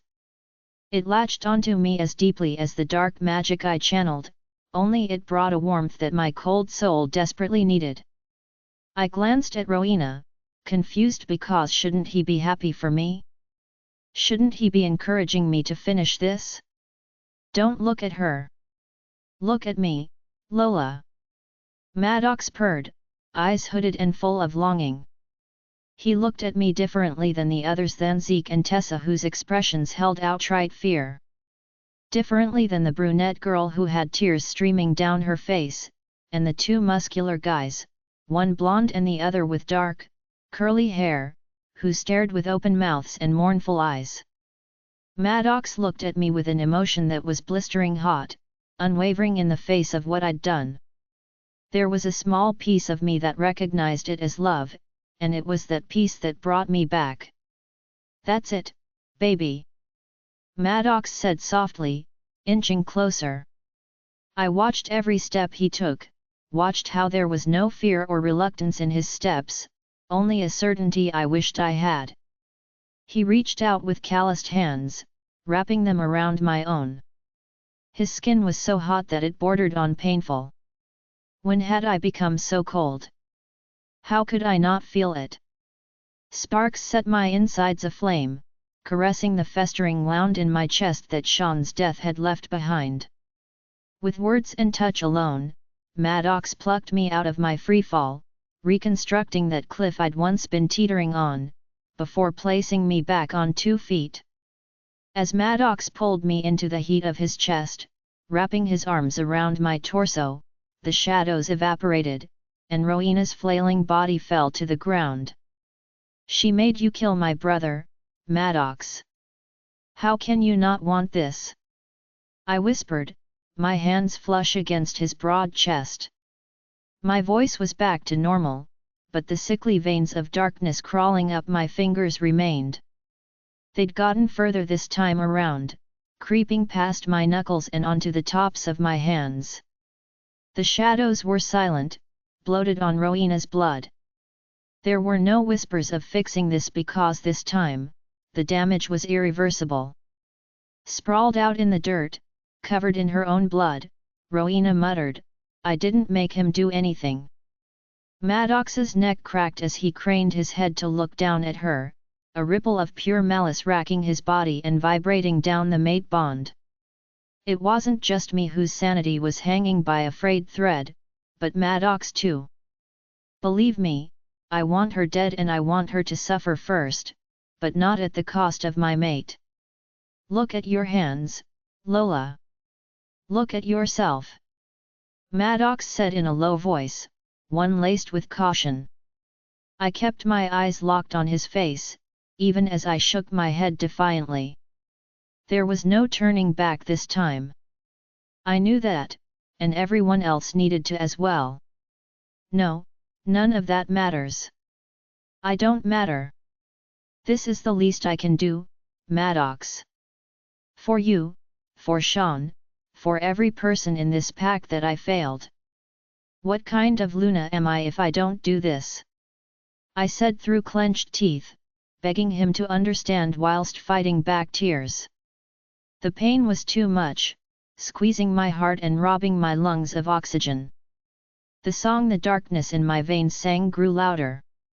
It was a melody of temptation and promise, one that spoke to the blackest parts of my soul until my fingers twitched with the urge to finish what I'd started. Maddox's stare was locked on my face, his skin pale as he scoured my eyes feverishly. The fear in his expression made me wonder if he'd seen something flash in my eyes, or if he'd felt the darkness currently poisoning my soul. His large, calloused hands found my face. They cradled my cheeks like I was the most precious, fragile thing he'd ever seen. "Do not ever say that," Maddox urged, his voice dangerously calm. "None of this is your fault." It was easy for him to say that, to absolve me of my role in this mess while also condemning himself. Well, I refused to have it. He needed to know how I felt, that I was torn in two by Sean's death, but not because it had been his body that did the horrible act. "It's not your fault either, Maddox." I blinked up at him, seeing the refusal in his eyes as clearly as the bond between us. He never bothered responding, and instead turned to Tristan. He gave the blonde vampire, whose gaze had not once left my face, a long look before nodding down at Rowena. Her scarlet hair was matted with blood, sprawled out in the dirt where she laid. "Take her to one of the cells," Maddox commanded, though not harshly. Tristan slid his eyes from me to Rowena, a dark smile toying at the corners of his lips. "Don't mind if I do." With the gentleness of a feral, rabid animal, he yanked Rowena off of the ground and slung her over his shoulder. She cried out when his shoulders slammed into her stomach, her face contorting in pain. I didn't bother hiding how much I enjoyed the sound. Maddox's attention flickered to Zeke, then to the witch practically clinging to his side. "Does this one need to be put in a cell too?" Maddox asked, and much to my surprise the question was not directed at Zeke, but at me. Tessa's eyes flashed with fear, and rightfully so. Anyone with half a brain could see the shadows on Maddox's face, darkening around his eyes and in the hollows of his cheeks. He was on edge. We all were. "No, she doesn't need a cell," I replied, staring Tessa down. "I don't think I'm going to be trusting anyone for a long time, but she could have joined Rowena or helped her attack me. She did neither, and helped heal Zeke. So, as far as I'm concerned, she's all right for the time being." Tessa's shoulders slumped in relief, and as I paid closer attention to the two of them, I noticed Zeke's did as well. "I'll keep an eye on her." Zeke exhaled. As Tessa looked up at him, there was a sparkle in her eyes that I latched onto immediately. They had the same emerald tint as Rowena's, only Tessa's wasn't as vibrant. Hers was laced with brown, rich, and deep, like the earth had given up a piece of itself to aid in her creation. An errant thought crossed my mind, one I hadn't paid much attention to considering I was practically frothing at the mouth at the thought of torturing Rowena. The prison was broken into. "I'm not sure how bad the damage is, but are you sure it's a good idea to bring Rowena there?" I asked Maddox. "I have some men clearing the mess out and removing the bodies." His voice was tight with pain, an emotion I understood far too well. "I can help get answers out of her," I said, wanting more than anything to be the one that carved them from her mind. Maddox shook his head, as I knew he would. "No magic, Lola. We do this the old-fashioned way." The song slicing through my veins, boiling the blood that flowed through them until it blackened, took on a shrill tone. "We don't need his permission," it seemed to say. "Fine," I muttered, pain spiking in my jaw from how hard I clenched it. "But I'm still helping." With Tessa, Zeke, and Brianna following behind, Maddox and I headed to the prison where Tristan was waiting with a semi-conscious Rowena. Giovanni made it there before us, having swung by the hospital to grab some hemlock from Clara. I reined in my reaction when the curly-haired vampire leaned down and whispered in my ear, letting me know that Grandma was safe and on the mend. As relieved as I was, I didn't want to think about her or Dad. Their faces made the hole in my chest ache, and right now, my attention was needed elsewhere. Rowena was placed in one of the cells deepest within the prison, several layers beneath the ground. The moment we entered the observation room, which was identical to all the others with its metal table and chairs, I spotted her a mere 10 feet away in her cell. The chair she sat in was bolted to the ground, impossible to move. There were thick leather straps around her wrists and ankles, holding her in place. While she looked a wreck, still covered in blood with her auburn hair tangled around her shoulders, there was a cocky smile in place that I wanted to carve away. As soon as the thick, metal door of Rowena's cell swung open and Maddox and I stepped inside, she started talking. For moral support, and another familiar face to keep me from plummeting off the deep end, I motioned for Brianna to follow. Rowena wrinkled her pert nose at the three of us. I've never been a fan of blood, well, my own blood, anyway. Asked your questions and if I feel inclined to answer them, I will. How did you get Maddox to kill 3 werewolves? I asked straight off the bat, no hesitation. Brianna gasped softly, looking at the two of us in shock. It was Maddox all along. Not consciously, I said, immediately coming to my mate's defense. Maddox stiffened, but that didn't stop me from lacing our fingers together. He'd never knowingly harm his own people.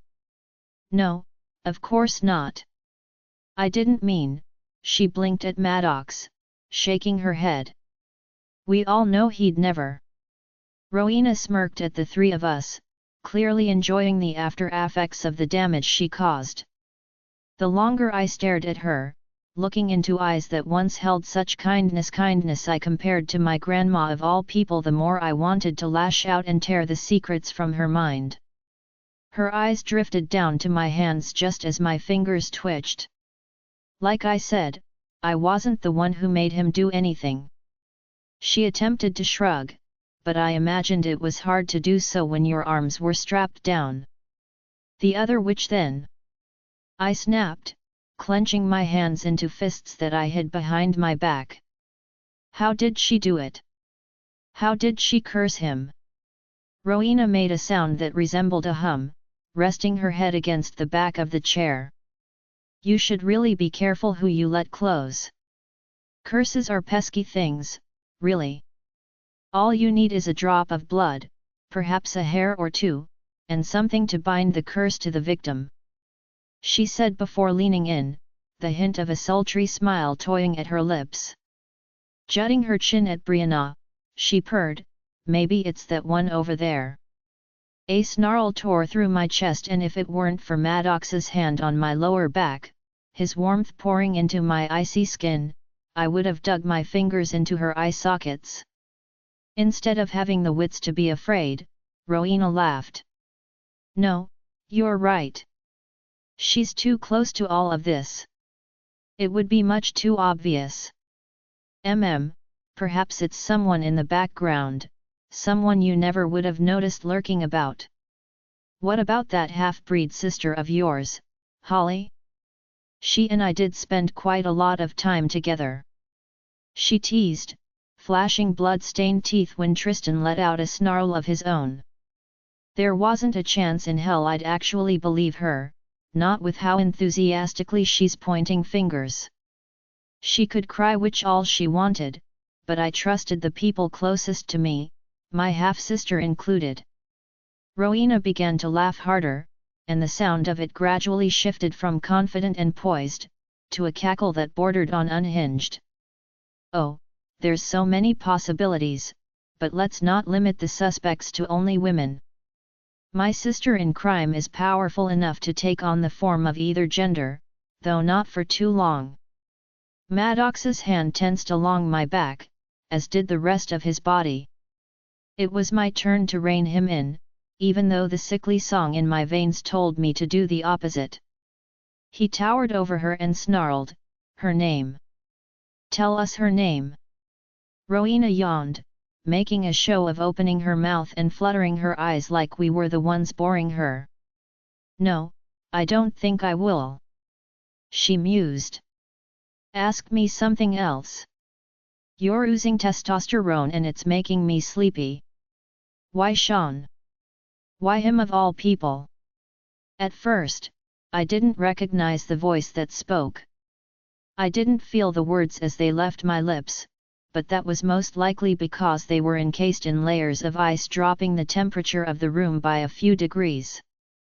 Brianna shuddered, her warm breath coming out as a puff of white smoke. Rowena's grin fell as she lifted a single sculpted eyebrow at me. Goosebumps prickled along her arms, filling me with the smallest hint of pleasure.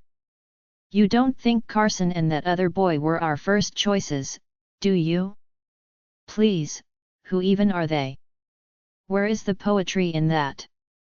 "No, darling. If it wasn't for your mate's commendable willpower, your friend over there," her eyes flickered over to Brianna, "and the other one, would be dead." At that, my stomach dropped.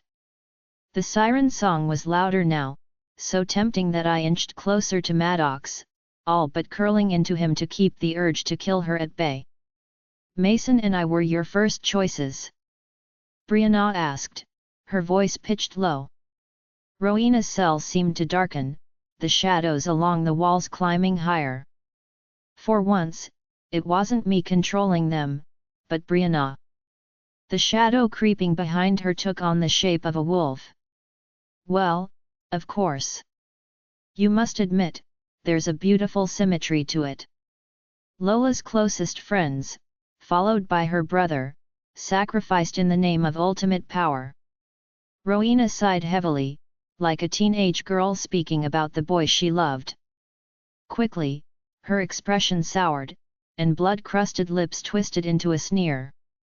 Her eyes, which now looked like sewage rather than fragmented emeralds, latched onto my face.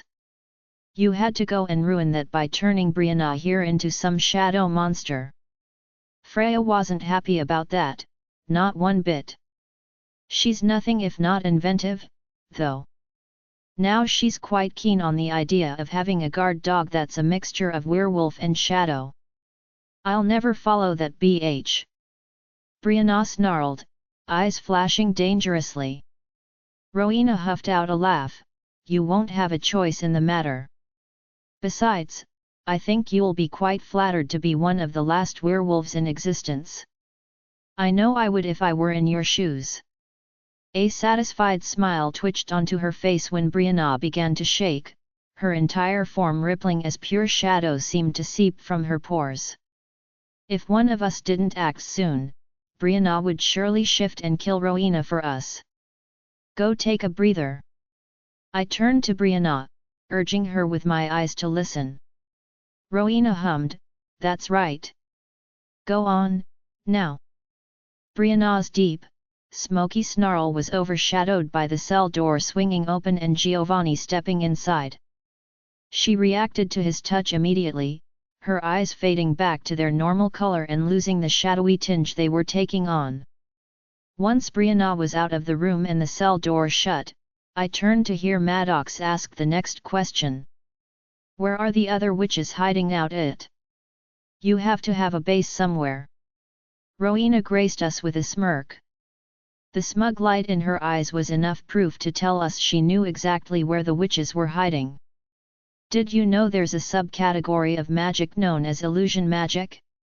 It's typically present in sigil, natural, and sometimes protection magics. Freya has a few witches with this affinity, though there's one in particular that's very skilled. She can make you see anything, believe you're somewhere 1,000 miles away when really, you're standing in your own backyard." A slow, sinister smile creeped across her face. "Look all you want, Alpha Maddox, but you'll never find them." A pulse of earth-shattering rage vibrated down the bond, warning me that Maddox was seconds away from imploding and beginning the torture. It wasn't that I wanted to keep him from hurting Rowena, because I most certainly didn't, but I knew that if we started peeling off her flesh, what information she was giving us would surely come to an end. There were still more questions flooding my mind, and I needed to see if she'd answer them first before beginning the real fun. "The amulet you gave me, I want you to tell me about it," I urged, squeezing Maddox's hand to warn him off of tearing into her quite yet. "You were coming into your magic quickly thanks to Brianna's wonderful, but very much dead, parents." Rowena smirked, staring at the window that led into the observation room as though she knew Brianna was right there, pressed against the glass and hanging on to her every word. "I had to do something to slow you down." "Last question, which?" Maddox growled, glowering down at her. "Fail to answer and I'll happily let Lola tear into you." I'm not sure what she was doing back there, but I'd love to see the end result. Rowena's face paled, eyes flashing with genuine fear. My heart skipped a beat, the darkness in my veins bubbling excitedly, its sickening song picking up pace, whispering promises of power and murder, of blood and sweet, sweet vengeance. "The spell your blood witch is doing to enslave Lola. How do we break it?" Maddox inquired in a voice of pure granite. There was no way she'd actually tell us. I was more than sure I'd have to pry the truth from her brain after I cracked her skull like an egg, but when her smile turned reptilian, I realized how wrong I'd been. "You want to know how to break it?" She giggled like a schoolgirl with a secret. Her voice took on a taunting, sing-song quality that made my nails elongate into claws. "There's 2 ways but, you're not going to like them." Maddox lurched forward, his jaw rigid and teeth bared. "How? Tell us, witch." Rowena continued to giggle, unfazed by the waves of pure murder radiating off of my mate. Her eyes flickered down to my hands, to the veins of inky darkness crawling beneath my skin. "First option is Lola here can give herself over to dark magic, and I mean fully give herself over. There wouldn't be a force on this earth that had enough power to control her then. Or, there is one other option. A spell that requires that much sacrifice to create can only be broken by sacrifice of equal or greater measure. We'd have to kill 3 of each species." Maddox's gruff voice wasn't what made the hairs along the back of my neck lift. It was the careful consideration in his eyes, like he was actually entertaining the idea of killing 3 werewolves, vampires, and witches.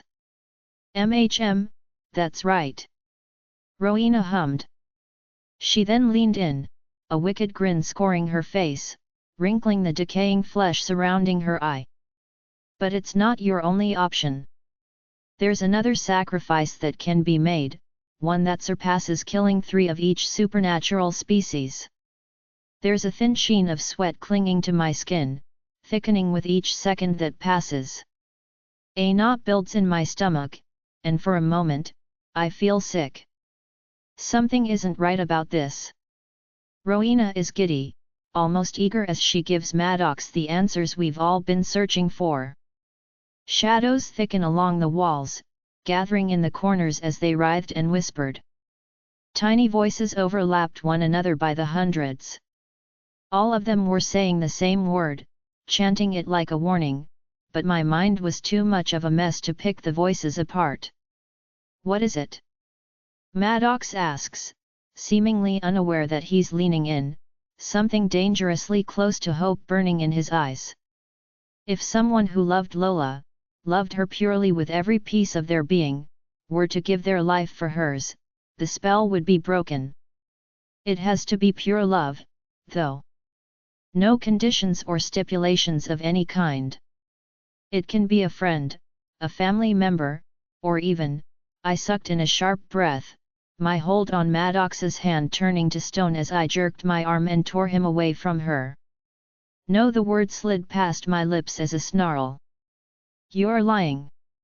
I could hear the shadows chanting now, their razor blade voices cutting into my eardrums, forcing a scream to curl in my throat.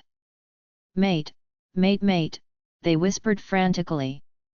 "That's right, Lola." Rowena's smirk turned triumphant. "A mate." Join our Facebook and WhatsApp group for more updates, link is given in description. Rest audiobook will be continued in next episode.